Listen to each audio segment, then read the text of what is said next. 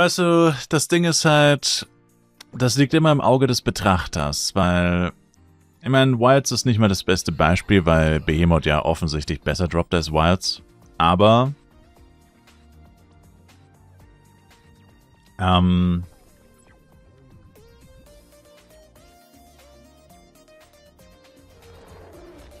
kannst hunderte Runs machen, ohne jemals was zu droppen. Und ich nenne sie jetzt einfach mal Dungeon Bros, stellen das immer so hin, als wäre das nicht so. Also, bestes Beispiel auf dem FEC, da gab es angeblich Leute, die hatten 500 Runs ohne Drop.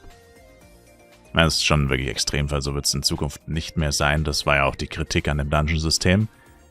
Aber lass es 50 sein, das ist auch schon viel. Ich meine, es müssen ja nicht direkt 500 sein oder 200. 20 bis 50 und das wäre ein Zehntel davon. Also durchaus realistisch immer noch. Wo du halt einfach nichts droppst, beziehungsweise halt nichts Gutes. Und das Potenzial ist halt riesig. Aber du kannst immer noch Pech haben. Selbst wenn Waffen droppen. Kriton auch bestes Beispiel. Kriton auf dem FEC habe ich innerhalb von extrem kurzer Zeit 3 Waffen gedroppt. Das waren halt 3 Jojos und ich habe so gut wie kein Geld damit gemacht, weil halt Jojos einfach wertlos waren. Wenn es 3 Sticks oder Äxte gewesen wären, wäre ich super reich gewesen. Waren es halt aber nicht. So. Und das heißt, ich persönlich finde, es wird immer ein bisschen zu gut dargestellt, weil es einfach so gesagt wird, es ist nur eine Frage der Zeit, bis du auch deine Behemoth X droppst sozusagen. Und dann sind alle steinreich, die dabei waren, so ungefähr. Naja, und so ist es halt nicht. Es gibt halt auch noch andere Drops, die wesentlich weniger wert sind. Ich meine, gut, Behemoth-Waffen momentan, weil das Update immer noch relativ neu ist, sind ziemlich viel wert. Ich weiß nicht, was die günstigste Waffe ist, keine Ahnung. Aber die günstigste Waffe geteilt durch 8 ist sicherlich nicht mehr so ultra krass. Sicherlich eine Behemoth-X durch 8, ein Behemoth-Stick durch 8, ein Behemoth-Bow durch 8, sicherlich saftig, vor allem auf einen Run bezogen. Aber da müsstest du ja auch die 10 Runs davor ignorieren, wo du wahrscheinlich gar nichts gedroppt hast. Oder nur ein paar Oris, wo am Ende jeder vielleicht mit 50 Mio nach Hause gegangen ist oder so. Also ich finde, das wird immer ein bisschen zu gut dargestellt, ehrlich gesagt. Also es ist halt einfach, ja, auch eine Art von Gambling letztendlich. Sozusagen. Du gambelst halt darauf, auf Drops. Aber wenn was droppt, heißt es nicht automatisch, dass es auch ein guter Drop ist. Glücklicherweise haben sie das aber geändert mit Behemoth, weil, wie man sieht, droppt es ja deutlich besser als Lysagas Crystal. Und momentan sind die Set-Highlight auch noch ziemlich teuer. Bei Tramnuk bzw. Wilds war es ja irgendwann auch so, dass die Set-Teile bis auf wenige eigentlich auch nicht mehr wirklich was wert waren. Oder viele Set-Teile nicht mehr wirklich was wert waren. Jetzt momentan ist es eher andersrum. Eher wenige Set-Teile sind nichts wert oder wenig. Und die meisten und einige sind extrem viel wert. Mehr als manche Lysagas Crystal-Waffen, beziehungsweise generell High-End-Waffen. Also momentan ist auf jeden Fall eine sehr gute Zeit. Aber die Frage ist halt, so ein Dungeon hält ja immer für bis zu 2 Jahre. Die Frage ist halt, wie sieht es in 1 bis 2 Jahren aus? Ich meine, das kann keiner sagen. Wie viele Anpassungen gibt es bis da noch? Wie genau werden die FECs ausschauen und so weiter, das kann natürlich jetzt unmöglich irgendjemand sagen. Ich auch nicht. Wie sich das entwickelt. Aber ich finde, es wird immer ein bisschen zu gut dargestellt. Weil ich kenne beide Seiten. Hardcore keine Dungeons farmen für eine sehr lange Zeit. Da kann man auch viel Geld machen. Und in dem Fall ist das Geld halt einfach sicher. Du weißt genau, für wie viel Zeit du wie viel Geld bekommst. Level-Service wäre da auch so eine Sache. Du weißt genau, wie viel Zeit, wie viel Geld, etc. Es ist halt einfach sicher. Und Dungeons Farm ist halt, egal wie gut die Drop-Chance ist, egal wie hoch die Preise sind, nicht sicher. Es ist nicht sicher, dass was droppt. Es ist nicht sicher, was droppt, wenn was droppt. Und so. Und ja, aber ich meine, genau das, wie du schon sagst, ist der Anreiz von Dungeons, schon klar. Ich sage nur, wie immer in Flyve, also Flyve-Spieler, das gilt aber wahrscheinlich auch für andere MMORPGs oder Spiele, haben meiner Meinung nach die schlechte Angewohnheit, alles irgendwie immer besser klingen zu lassen, als es ist. Bestes Beispiel dafür ist zum Beispiel auch Upgraden.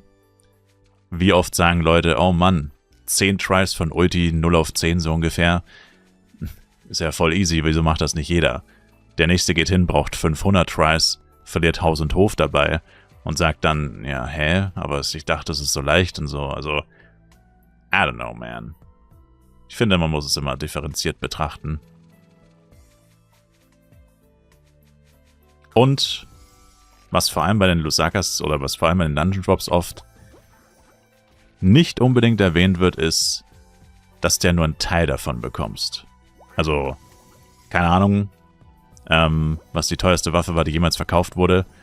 Aber die meisten Teams sind ja Minimum 4 Leute. Viele Teams sind wahrscheinlich sogar eher 6 bis 8. Aktuell zumindest. Und am Anfang bei Wilds war es ähnlich. Dass das durchschnittliche Team aus sehr vielen Leuten bestand. Also aus mindestens 4. Wie gesagt, oftmals sogar mehr. Bis zu 8. Ja, und dann kriegst du halt aber auch nur ein Achtel. Dann wird so ein 8-Milliarde-Drop, den du einmal die Woche höchstens hast, bei 30 Runs oder was auch immer, wird er dann ganz schnell doch ein bisschen gedowngradet. Weil du kriegst ja keine 8 Milliarde, du kriegst ja nur 1 Milliarde, du kriegst keine 8. Also auch das wird oft so ein bisschen, naja, ich will jetzt nicht sagen unter den Teppich gekehrt, aber irgendwie schon, weil, ja, nur, ja, Feld im Endgame ist 1 Milliarde auch nicht mehr die Welt, Sir.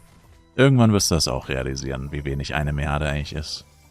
Kappa, in-game. Naja, aber das ist einfach so, man muss halt vorsichtig sein. Also ich meine, wenn es so einfach wäre, dann wäre ja jeder steinreich, ne? Oder wenn wirklich so viel droppen würde, muss man auch hinterfragen, dann wären die Waffen ja nicht so viel wert. Also einfach nur, wenn man es logisch betrachtet. Wenn du einfach nur in den Dungeon gehen musst und dann sind alle Leute reich, ich meine, das ist wie im echten Leben, wie mit Aktien oder so, sagt ja auch jemand, ja, oh Mann, du musst ja einfach nur in Aktien investieren, jeder kann sofort reich werden, so. Im Grund, im Kern stimmt die Aussage schon irgendwo. Oder, ich meine, grundsätzlich ist schon was dran an der Aussage, sagen wir es mal so. Aber wenn das wirklich so wäre, dass jeder sofort was droppt, dass jeder sofort einen Hauptgewinn pullt, dass jeder sofort seine täglichen 3 Milliarden macht, erstens mal hätten wir dann eine viel krassere Inflation. Zweitens wären die Waffen gar nicht so teuer, weil wenn die ganze Zeit welche gedroppt werden würden, also wirklich am laufenden Band, dann wären sie ja gar nicht so teuer. Das würde ja gar nicht funktionieren. Also man muss ja nur ein bisschen logisch hinterfragen, dass das so gar nicht sein kann. Also es kann gar nicht sein, dass du jeden Tag damit dein paar Milliarden aus dem Dungeon rausgehst und du farmst eine Woche Dungeons und hast 100 Milliarden gefarmt. So ungefähr. So läuft das einfach nicht. Die Leute stellen es aber gerne so dar, als wäre es so einfach. Und auch die Dungeon Runs an sich, dass die doch relativ anstrengend sind. Also, ich meine anstrengend in Anführungszeichen, aber man muss sich schon konzentrieren. Anders als beim Leveln und so, kannst du nicht einfach eine Pause machen. Du bist halt in einem Run dann wirklich locked in. Nicht, dass das jetzt wirklich so ein großes Problem ist, ich meine nur, also es ist halt, alles drumherum wird halt dann gerne mal unter den Teppich gekehrt. Man sagt dann einfach nur, oh Mann, guck, wie viel Kohle ich heute gemacht habe. Bist du nicht voll neidisch darauf, wie viel Kohle ich heute gemacht habe, so ungefähr. Und, ja. Ich will lediglich sagen, viele lassen es gerne besser klingen, als es ist. Mache ich auch manchmal, das macht jeder so.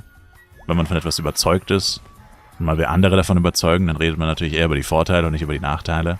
Ist ja klar. Aber deswegen sage ich es ja jetzt. Sollte man es trotzdem immer probieren,